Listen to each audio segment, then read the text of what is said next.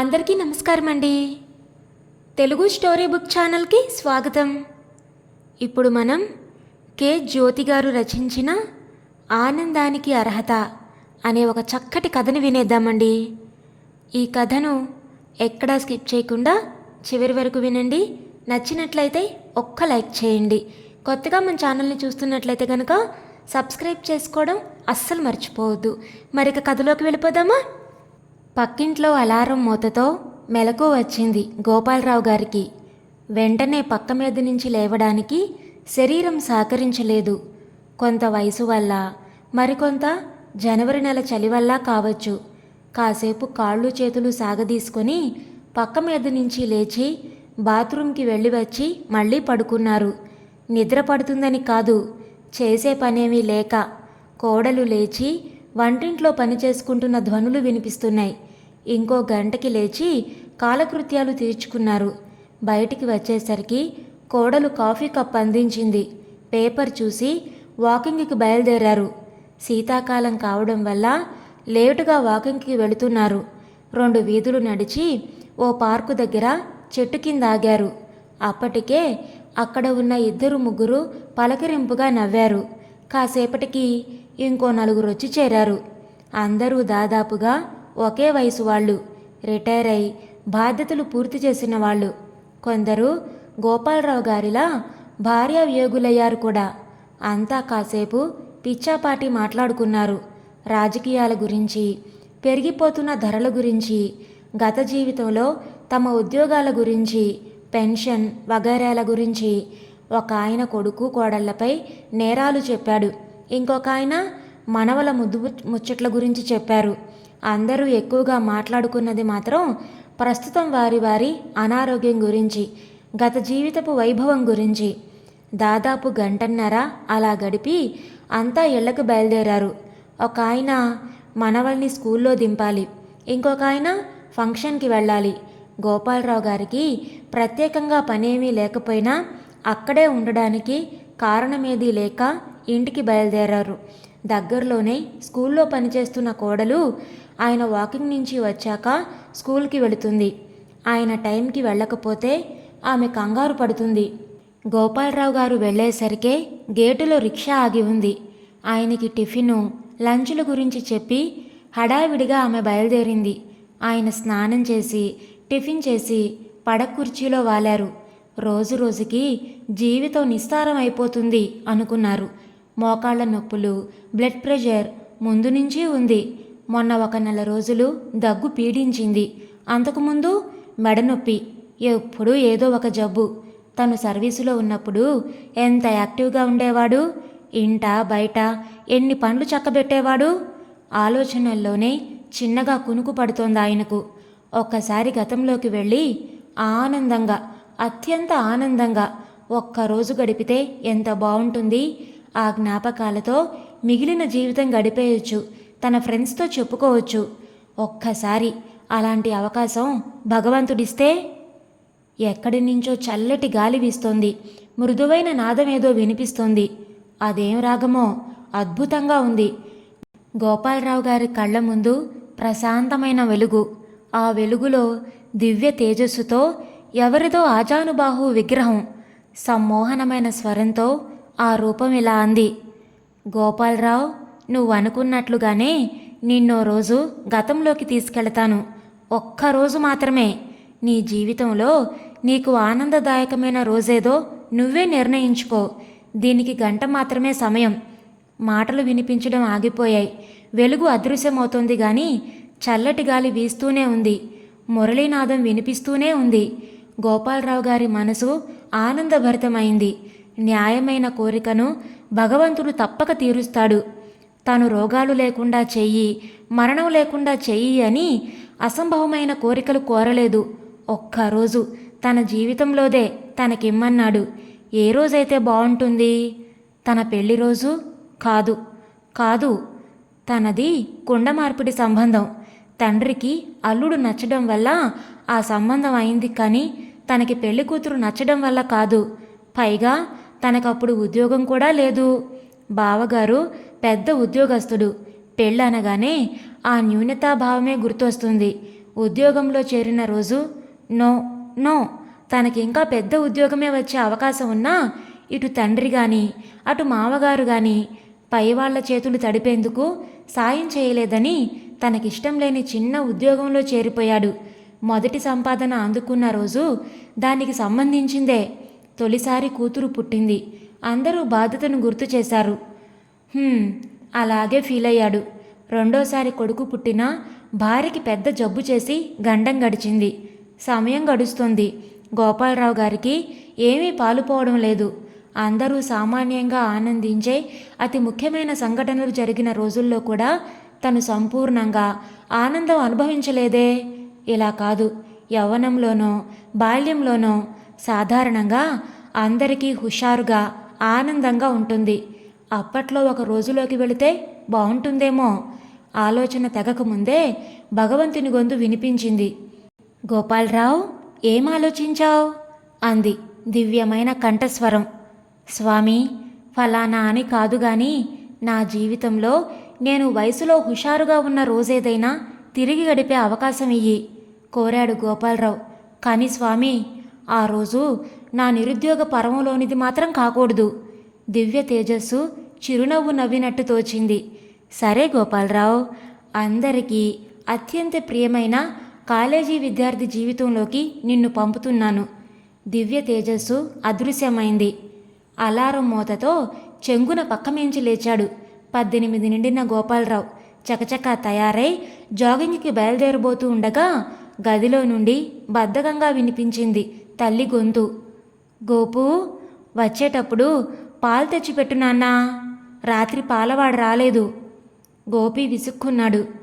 ఎప్పుడు ఏదో పని చెప్తావేమమ్మా, మళ్ళీ గిన్నో క్యానో పట్టుకెళ్ళాలి నేను, వచ్చాక తెస్తాలే. జాగింగ్ వంకతో వీధి చివరి విమలను ఓ 2 సార్లు చూడొచ్చు. అది గోపి ఎత్తు. వెళ్ళేటప్పుడు వచ్చేటప్పుడు కూడా ముగ్గు పెడుతూనో పూలు కోస్తూనో కనిపించే విమల కనిపించలేదు. ఏదో వెలితిగా తోచింది గోపికి. కాలేజీకి వస్తుందో రాదో, కొంపదీసి పెళ్లి చూపులు కాదు కదా. రకరకాల సందేహాలతో పరధ్యానంగా ఉండి తిట్లు తిన్నాడు ఇంట్లో వాళ్లతో. కాలేజీలో విమల కనిపించింది గాని తనని చూసి నవ్వలేదు. పైగా తన పక్కనున్న అనంతాన్ని చూసి నవ్వినట్లు అనుమానం. మ్యాథ్స్ క్లాసులో బోర్డు మీద లెక్క చేయమన్నారు లెక్చరర్. అన్నీ తప్పులే తిట్టిపోశాడాయన. కెమిస్ట్రీ రికార్డు పూర్తి చేయలేదని మేడం క్లాస్ తీసుకుంది. ఇంగ్లీష్ క్లాస్ ఎగ్గొట్టాడు. హిందీ క్లాసులో నిద్రపోయాడు. ఇంటికి రాబోతూ ఉండగా అనంతం రికార్డు పుస్తకం తీసుకుంటున్న విమలను చూశాడు. పళ్ళు కొరుక్కున్నాడు. రికార్డు పూర్తి చేయని తన బద్ధకాన్ని తిట్టుకున్నాడు. ఇంటికెళ్ళి అద్దంలో చూసుకుంటూ ఇంకా మీసాలు గడ్డాలు రాలేదని మదన పడుతూ ఉండగా తల్లి గొంతు వినిపించింది. గోపు, చెల్లాయిని టైప్ క్లాస్ నుంచి తీసుకురా నాన్నా, సందు చివర రౌడీ వెధవులుంటారు. గోపికి నచ్చని పనుల్లో ఇదొకటి. ఎందుకమ్మా దాన్ని అక్కడికి ఇక్కడికి పంపుతారు, హాయిగా పెళ్లి చేసేయక అన్నాడు. నీ బోడి సలహా మాకక్కర్లేదు గాని ముందు చెప్పిన పని చెయ్యబోయ్. తండ్రి గర్జన వినిపించింది. చిచి, వెధవ జీవితం. ఎప్పటికైనా మంచి ఉద్యోగం, బాగా డబ్బు సంపాదించి అప్పుడు చూపిస్తాను నా తడాక. అమ్మా నాన్నలకి 4 నౌకర్లని పడేస్తాను. చెల్లెలకి పెద్ద సంబంధం చేస్తాను. అప్పుడు అదే నాకు కాపలా వస్తుంది. ఆడబడుచు కట్నం కోసం నన్ను కాకా పడుతుంది. వీధి చివర విమల తను కారులో ఆఫీస్కి వెళుతుంటే ఆశగా చూస్తుంది. అందరికీ కుదురుతుంది తిక్కరోగం. అనంతంగాడు తన దగ్గర ఉద్యోగం కోసం వస్తాడు. వాలు కుర్చీలో రిటైర్డ్ గోపాలరావు అసహనంగా కదిలారు. ఇదేమిటి, తన యవ్వనం ఇలా ఏడిసింది? అంత అసహనం, చిరాకు, అర్థం లేని ఆరాటం, అంతం లేని ఆశలు. భగవాన్, నాకొద్దు. ఆరాటమే గాని ఆనందం లేని ఈ రోజులు కావు నేను కోరుకున్నవి. పిలిచావా నాయనా? భగవాన్ అనుకోవడమే తడవుగా వినిపించింది భగవంతుని గొంతు. స్వామి, ఏమీ అనుకోకుండా నన్ను బాల్యంలోకి పంపు అభ్యర్థనగా అన్నారు గోపాలరావు. తథాస్తు. కానీ మిగిలింది 12 గంటలే హెచ్చరించింది అంతర్యామి గొంతు. కిటికీ పక్కగా కూర్చొని హోంవర్క్ చేసుకుంటున్నాడు గోపి. చెయ్యకపోతే రేపొద్దున టీచరేమో గాని విధిగా పిల్లల పుస్తకాలు చూసి ప్రశ్నలు వేసే తండ్రి మాత్రం వీపు చీరేస్తాడు. కిటికీ పక్క నుంచి హిస్మన్న స్వరం వినిపించింది. కిటికీలో నుంచి చూస్తే అరుగు మీద నక్కి కూర్చున్న అనంతం కనిపించాడు. అరే, ఊరి చివర తోటలో జామకాయలు కోసుకుందాం, వస్తావా? రహస్యంగా అడిగాడు. హోంవర్క్ చేయాలరా, బదులిచ్చాడు గోపి. వచ్చాక చేద్దుగాన్రా, మీ నాన్నకి మా నాన్నకి ఆఫీసులో మీటింగు, పొద్దుపోయాకొస్తారు. సరే, గుసగుసగా అని అమ్మా ఇప్పుడే వచ్చేస్తాను గట్టిగా అరిచి వంటింట్లో ఉన్న తల్లికి వినబడిందో లేదో చూడకుండానే ఒక్క గెంతు గెంతాడు బయటికి. దారిలో ఇంకో 2 పిల్లల్ని పోగేసి రహస్యంగా ఊరి చివర పాండురంగయ్య గారి తోటలో దూరారు. కాపలాదారు తోటకి ఆ మూలున్నాడు. జామకాయలు కొయ్యడం వరకు జట్టుగానే ఉన్నారు. పంచుకోవడంలోనే తేడా వచ్చి గొంతులు పెరిగాయి. అలికిడికి కాపలాదారు కర్ర తీసుకుని ఎవరది అంటూ వెంటపడ్డాడు. కాళ్ల కింద ఎండుటాకులు నలుగుతూ ఉండగా పిల్లలు 4 పరిగెట్టారు. చొక్కాల్లో జామకాయలు మూటగా పట్టుకున్నారు. జేబులు సరిపోక కోసిన వాటిలో సగం కిందే పడ్డాయి. పరిగెడుతూ ఉండగా హవాయి చెప్పుని చీల్చుతూ ఏదో కసుక్కున కాల్లో దిగింది గోపీకి. ఒక్క క్షణం ఆగినా అలాగే పరిగెట్టాడు. ఇంటికొచ్చాక ఆగాడు. పాదం నిండా దారంతా, చెప్పు నిండా రక్తం. చెప్పును పాదాన్ని కలిపి కుట్టినట్టుగా దిగింది మేకు. ఎక్కడ ఊరేగడానికి పోయావురా? రుద్రమూర్తిలా వచ్చాడు తండ్రి. గోపి వాలకాన్ని చూసి నరసింహావతారం ఎత్తేశాడు. చింతపరికకు పని చెప్పాడు. జామకాయలు చెల్లాచెదురయ్యాయి. తండ్రిని తప్పించుకునేందుకు కుంటుతూ ఒంటి కాలితో ఇల్లంతా గెంతాడు గోపి. వాడి కాలి రక్తపు గుర్తులు చూసి కెవ్వుమంది తల్లి. తండ్రికి అడ్డుపడ్డందుకు ఆమెకి తగిలాయి దెబ్బలు. వెక్కి వెక్కి ఏడుస్తూ నిద్రపోయాడు గోపి. బాబోయ్, వద్దు వద్దు అరిచారు రిటైర్డ్ గోపాలరావు. ఓ నెల రోజులు తాను ఆ గాయంతో పడిన బాధ గుర్తొస్తుంది ఆయనకు.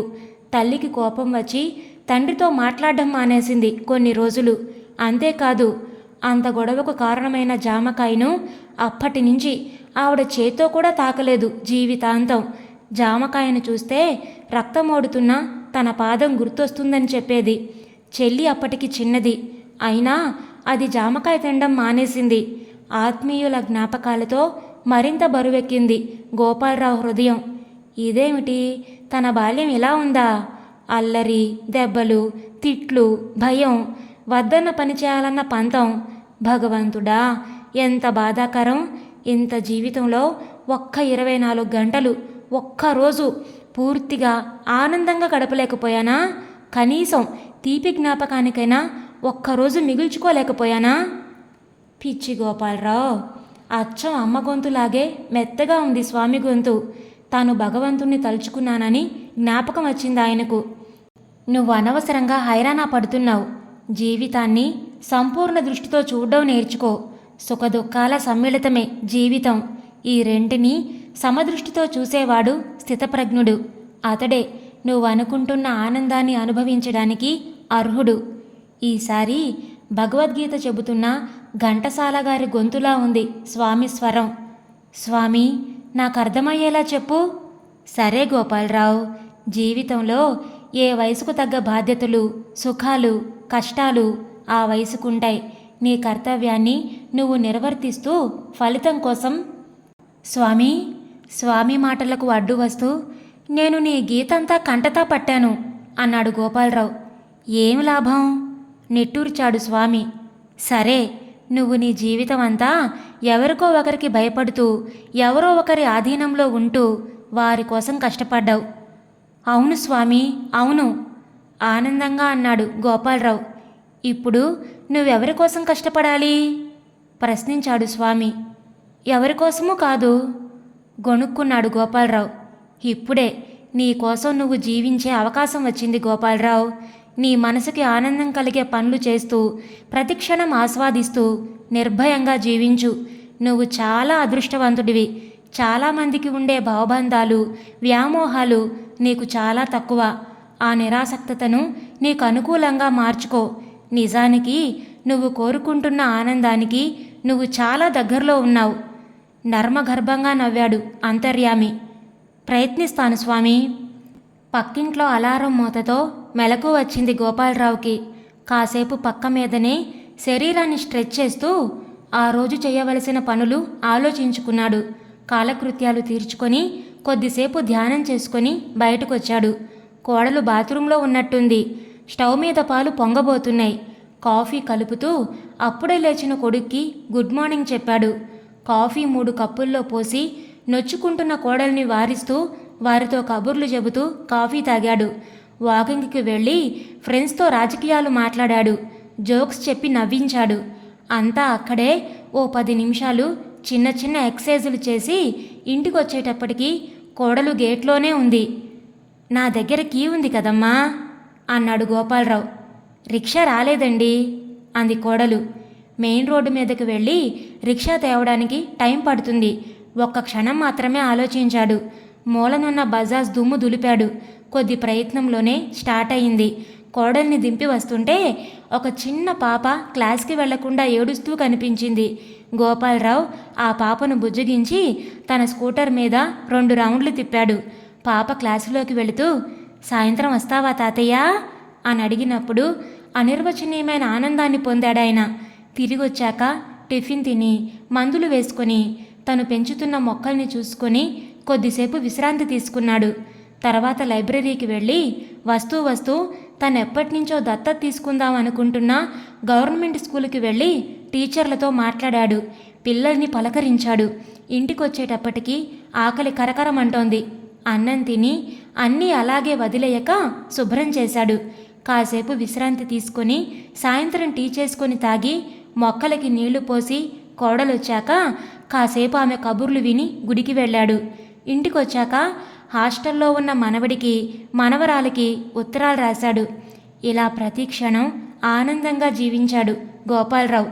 ఇతరులకు సంతోషం కలిగించడానికి వచ్చిన ఏ చిన్న అవకాశము వదులుకోలేదు. అందులో అతడి స్వార్థం లేదు కాబట్టి, వారి మెప్పు ఆశించలేదు కాబట్టి నిజమైన తృప్తి, ఆనందం పొందేవాడు. నిజానికి అతనిప్పుడు పాపులర్ అయ్యాడు. తన వంటి వారెందరికో జీవించడం నేర్పాడు. తను కోరుకున్న పూర్ణానందాన్ని అనుభవిస్తూ సర్వంతర్యామి ప్రసాదించే అలౌకిక ఆనందానికి అర్హుడయ్యాడు. ఇదండి ఈరోజు కథ. ఈ కథను గురించిన మీ విలువైన అభిప్రాయాలను కామెంట్స్లో తప్పకుండా తెలియచేయండి. ఇంత మంచి కథను మనకు అందించిన కే జ్యోతి గారికి మనందరి తరపు నుంచి ధన్యవాదాలు తెలియచేసుకుంటున్నానండి. మరి కథ మీకు నచ్చిందా? నచ్చితే లైక్ చేయండి, షేర్ చేయండి. అలాగే కొత్తగా మన ఛానల్ని చూస్తున్నట్లయితే కనుక సబ్స్క్రైబ్ చేసుకోవడం ద్వారా ఇలాంటి మరెన్నో మంచి మంచి కథలను మన ఛానల్ ద్వారా వినవచ్చు. మళ్ళీ రేపు మరొక మంచి కథతో మీ ముందుకు వస్తాను. అంతవరకు ఉంటానండి.